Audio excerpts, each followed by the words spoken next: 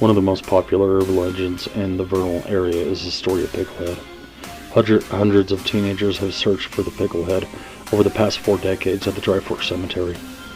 Legend has it that Pickle Head's husband loved her so much that when she died, he couldn't bear to let her go. The bereaved husband had his wife's remains interred, except for one body part. He was so sad at her passing, and he knew he would miss her too much, that he placed her head in a pickle jar so that he could gaze upon her beauty ever in her absence.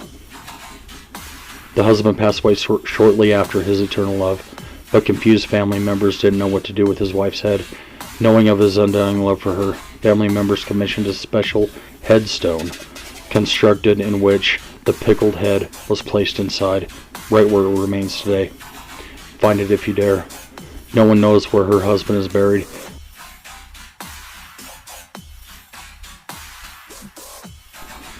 Taking a trip to Devil's Stump is not for the faint of heart. The blackened tree stump on an abandoned ranch in Duchesne County is said to have spontaneously combusted one night during a satanic seance ritual. Apparently the stump bears the likeness of the Dark One, and the evil presence of something wicked can be felt just by being in the vicinity. Not many dare to go too close, but many make the attempt. There's a long abandoned cabin several miles south of Ouray that was once occupied by a successful cattle rancher from Louisiana. The rancher was happy with his grazing acreage and the scarcely traversed land, but an infiltration of deer hunters soon disrupted his peace. Local hunters soon learned the hard way, however, to stay away from this man's lease. Hunters began complaining of sharp, disabling pains in their shooting arms that would take over their body as they drew their rifles in the rancher's self-proclaimed territory. Some out-of-the-state hunters decided to be brave. One chilly October night, the men entered the cabin only to find shocking evidence of voodoo, complete with small dolls made in their likeness, and plenty of evidence of animal sacrifice. The men beat a hasty retreat and warned all who may go near to stay away.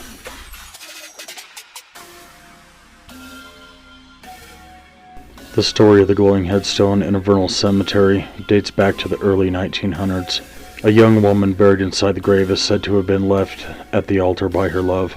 Heartbroken, stricken with depression, the jaded bride jumped to her death off a tall sandstone cliff near Vernal.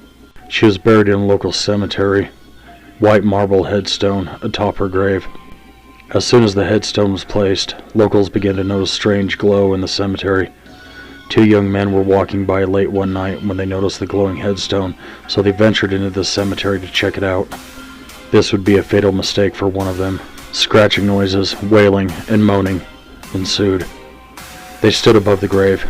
It was confusion and mayhem as the men ran for their lives, but only one man made it out alive. The other was never heard from again, nor was his body ever found. Many locals believe the young bride found a suitable companion to join her forever. Others believe she still searches for the perfect mate, while others believe she is just getting revenge. After all, hell hath no fury like a woman scorned.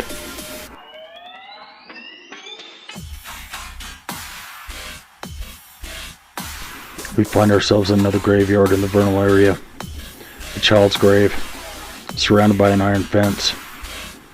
By day it's a regular iron fence around the small grave, but by moonlight it takes on a strange likeness of a baby's crib. Iron bars forever keeping the child locked inside. Late night thrill seekers have reported hearing the cries of a baby as they approach the crib. Maybe, just maybe, he wants you to pick him up.